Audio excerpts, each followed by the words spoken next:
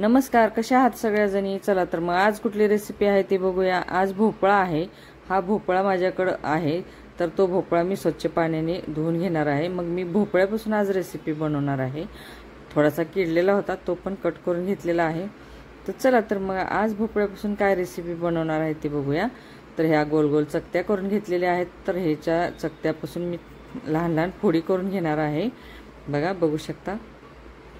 आता ह्या फोडी करून घ्यायच्या आहेत आणि हे कुकरला घ्यायचं आहे आपल्याला शिजवून। तर चला तर मग सगळाच भोपळा मी कट करून घेते। तर झालेला आहे आपला भोपळा कट करून।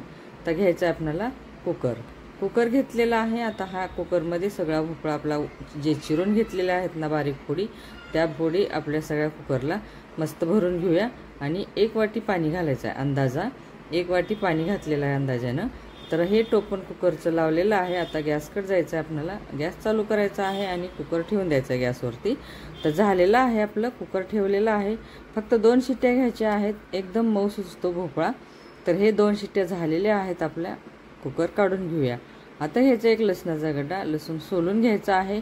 झालेला आहे लसूण सोलून। आता घ्यायच्यात हिरव्या मिरच्या, लसूण, जिरे आणि आलं आणि कढीपत्ता।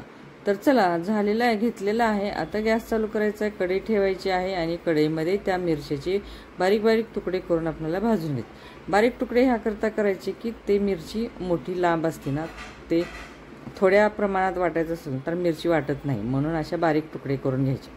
मिरचीमध्ये थोडंसं तेल टाकलेलं आहे, लसूण टाकलेलं आहे, जिरे टाकलेले आहेत। आता टाकायचं आहे कढीपत्ता, कारण कढीपत्ता पण मी मिरचीमध्ये वाटून घालणार आहे। तर आता टाकायचं आहे नंतर आलं पण मी थोडंसं बारीक बारीक तुकडे करून मध्येच टाकणार आहे। जास्त काही भाजणार नाही, थोडंसं हलकंसं गरम करणार आहे। आणि आता हे मिक्सरला आपल्याला बारीक करायचं आहे। तर थोडंसं परतून घ्यायचं आपल्याला। झालेलं आहे। आता घ्यायचं आहे काढून आपल्याला। हे बघा, थोडंसं मऊसूत झालेले आहेत लसणाच्या पाकळ्या किंवा आलं। तर झालेलं आहे, प्लेटमध्ये काढायचं आहे आणि थंड झाल्यानंतर वाटायचं आपल्याला। हे बाजूला करून ठेवूया। झालेलं कुकर आहे ना, तर आता हे बघूया भोपळामध्ये शिजलेला आहे की नाही। तर भोपळा शिजलेला आहे मस्त एकदम, बघा स्मूथ झालेला आहे। आता ह्याला काय करायचं, आपल्याला रवीनं हटायचं आहे। मस्त आपल्याला हे गरगटून घ्यायचं आहे रवीनं। तर बघा, बघू शकता मस्त मऊ फुलाला आहे भोपळा, एकदम मस्त शिजलेला आहे मऊ। तर भोपळा शिजलेला आहे, तर त्यामध्ये आपल्याला थोडंसं बेसन घालायचं आहे। अंदाज आपल्याला जेवढं कढीला लागेल असं कढी करणार आहे। सॉरी, तुम्हाला नाही सांगितलं। तर मी भोपळ्यापासून कढी करणार आहे, भोपळ्याची कढी। तर चला तर मग बेसन घातलेलं आहे भोपळ्यामध्ये, ते पण मिक्स करून घेऊया, कारण दोन्ही एकजीव करायचं आहे। झालेलं आहे, बाजूला काढून ठेवू। त्या मिक्सरला आपल्याला मिरची, लसूण, जिरे, आलं हे सगळं भाजलेलं आहे ना, तर ते बारीक करून घ्यायचं आहे। तर झालेलं आहे आपलं, मिक्सरला लावलेलं आहे, वाटून पण झालेलं आहे। तर बघा, बघू शकता तुम्ही, थोडंसं आबडधोबडच वाटलेलं आहे। तर ह्यामध्ये दही आहे माझ्याकडे, 1 वाटी दही आहे ना, तर मी ते मिक्सरमध्येच घातलेलं आहे मिरचीच्या ठेश्यामध्ये। तर हे थोडंसं हलकंसं फिरवायचं आहे, कारण जास्त नाही, लोणी काढायचं नाही आपल्याला। तर थोडंसं फिरवून घ्यायचं आहे। परत पाणी घातलेलं आहे, थोडंसं आणखीन एक अशी फिरवून घ्यायची गुंडी। तर झालेलं आहे आपलं मिक्स। आता हे बघा, बघू शकता। तर हे आता त्या भोपळ्याच्या आणि बेसनच्या ह्याच्यामध्ये आपल्याला ते ताक बनवलेलं ओतून घ्यायचं आहे। तर बघा, बघू शकता झालेलं आहे।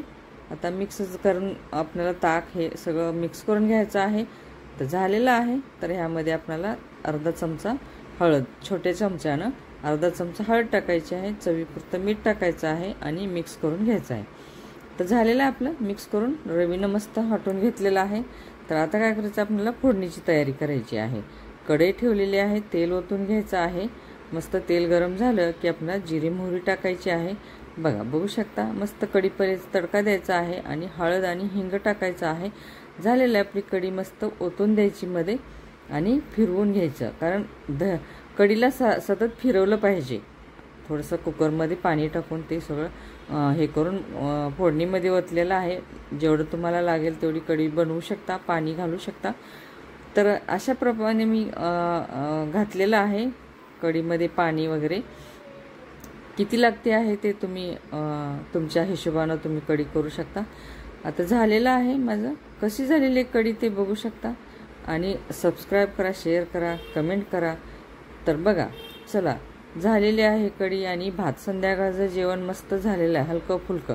कशी झालेली आहे ती सांगा मला, कमेंट करा आणि शेअर करा, सबस्क्राईब करा. सबस्क्राईब करायला विसरू नका. तर ठीक आहे, कशी झालेली आहे, थोडीशी कढीपत्त्याच्या पानाने मी सजवलेली आहे. तर चला, झालेलं आहे.